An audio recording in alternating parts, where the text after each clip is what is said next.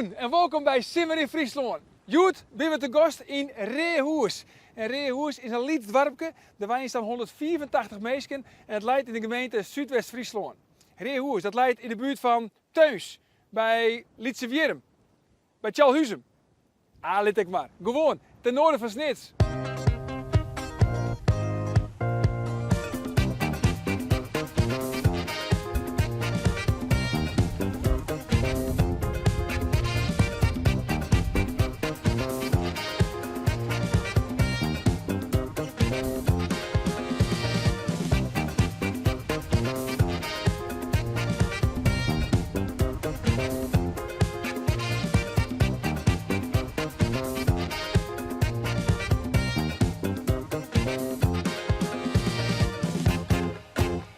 We willen dus in de kunde komen met het dorpje Reehoes. En twee vrouwen die daar werkelijk alles van weten, dat binnen Helga en dat ben Nienke.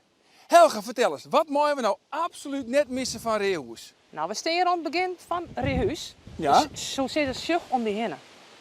Wat een entree. Ja. En we staan hier zelfs op een historisch stukje grond. Want? dit is de Slachterdiek. De Slachterdiek. Zeker. En dat is het? Nee, we hebben nog volle weer. Kom maar. En Nienke, deze kerk is kenmerkend voor het dorp. Ja, dit prachtige gebouw, de Sint-Martinuskerk, die stiet hier mooi te pronkje. Eerst die er elders Boetenreehoes.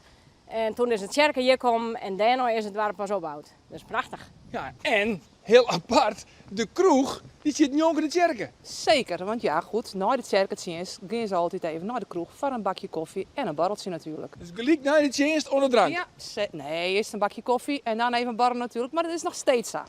Dus dat is echt heel erg leuk. Ja, dus zo zit je hem kom maar eens even. Stien we zo correct bij de entree van het dorp. Nu staan we helemaal aan de andere kant. En eigenlijk is dit echt mooi. Zeker weten. We staan hier bij de Friends Veert, bij het zwemplak van Reehuis. En Simmers ben hier heel veel bij en ik altijd aan het zwemmen. Ik ouder uiteraard. En zelfs van Boetnut komen ze hierheen om te zwemmen. Van de mooie tijd, wie er wel fjouwe vrouwen, er zijn al fjouwe vrouwen die zwemmen hier elke dag, maandagstijd, voor de zoens. En is het waar wat minder, dan heb ik altijd nog drokte, want dan wordt je heel veel visken. Echt nog eens. En is er dan nog meer? Ja, zeker. We hebben hier het oudste plaats van Nederland. Daarachter, dat is die oudste plaats van Nederland. Ik in de Reehuis. Allemachtig. En dus IJsselzien van Reehoes is het mooiste waar van Friesland. Zeker, waar een liedje waar op Grutty wezen kan. Nou, als je nou echt heel enthousiast bent in de oer Reehues, en dat kan ik me intikken, dan komt het mooi uit, want ze hebben hier echt nog een camping.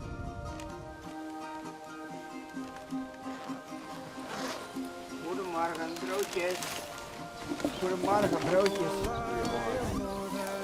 Alsjeblieft, smakelijk eten. Goedemorgen, heb je broodjes besteld? Oké. Ja.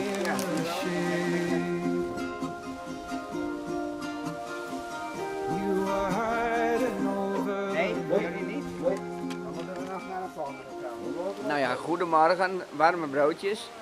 En dan, nou ja, net al te lood, maar dat ze een liefst beetje wekker worden. En, maar sommigen binnen al, sommigen zitten er al op te wachten. Dus het is maar correct, die ene die is betiet. Nou ja, die wat later is, die heeft net warme broodjes, maar dan ben je al een beetje koud.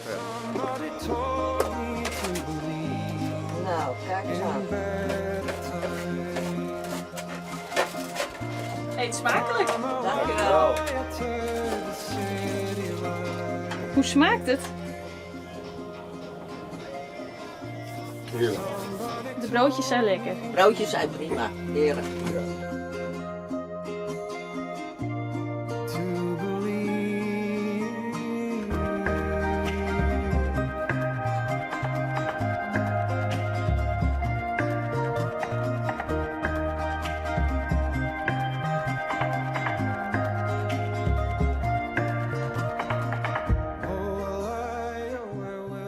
Hier werkelijk op een prachtig plakje, je deuntje in de Friends Veert, het is een steltworkerij. Hier wijn je Arnold en Helen.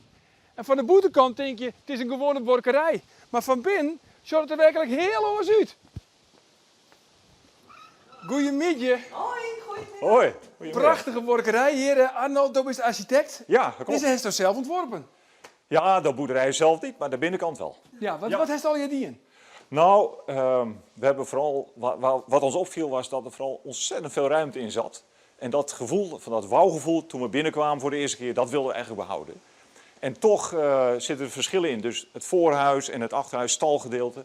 En dat wilden we per se in de boerderij ook zichtbaar laten. Want de stal, dit is eigenlijk de stal. Ja, dat is de stal, ja. Ja, dit is echt het woonhuis waar men alleen maar woonde. En wij hadden iets meer ruimte nodig, vonden we. Dus we hebben de stal bijgetrokken. Ja. Ja, en vooral de hoogte vonden we zo imponerend. Dat ze zeiden, ja, dat is iets wat we vast moeten houden. En, we zien wel eens dat het opgedeeld wordt en dan wordt het een platte geslagen ding. En ja, dan moet die ruimte, dat wouwgevoel wat we de eerste keer hadden, dat blijft erin. Nou, dat wouwgevoel, dat heb ik dan wel. Hè? En dit is echt origineel? Het is allemaal origineel, ja. Dus, en dat was het geluk. Soms zit er staal in, er zitten allerlei verbouwingen al aan vast. Maar dit is allemaal nog origineel en het is in goede staat. Dus daar waren we natuurlijk heel blij mee. En we hebben, ja, het mooiste vind ik zelf als je het nieuwe en het oude kan scheiden. En dat je dat ook blijft zien. Dus dat hebben we ook geprobeerd. Dan valt het al meer op. Als je het wel eens gebindt in een boerderij, dan valt het weg.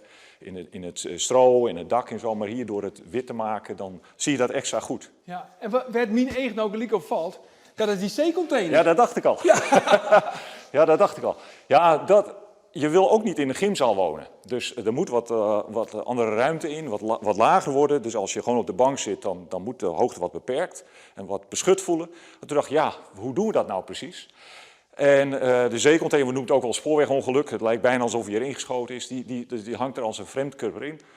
En daar hebben we ook een functie aan gegeven. Maar die zorgt ervoor dat de ruimte eigenlijk er overheen doorloopt. Omdat het een vreemd element is in de boerderij. Die hoort daar niet, dat heb je meteen gezien. Ja. Ja. En wat is dan de functie van... Nou, kijk, zoals een man cave, een chill room.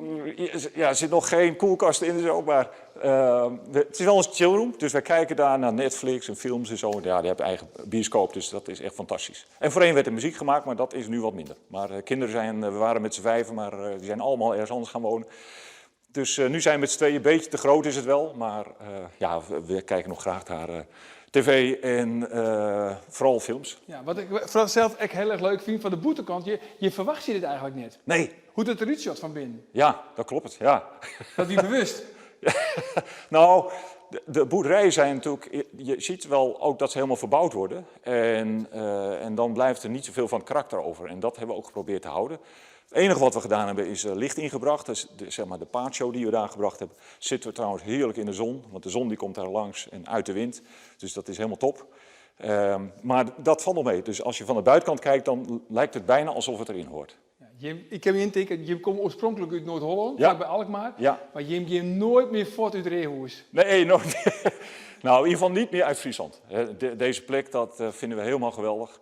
Maar we zeiden ook wel, als we hier zouden wonen en we zouden geen aansluiting bij de mensen hebben gehad, dan hadden we toch wel teruggegaan. Maar we vinden het dorp gewoon geweldig. Er zijn zulke leuke mensen en we hebben zoveel plezier mee. Dus we gaan niet meer terug, nee.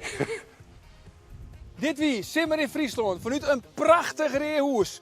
Morgen, dan tref ik je weer, dan zitten we in wat woorden. Maar één ding is wis, Reehoes, dat is pas echt. Simmer in Friesland.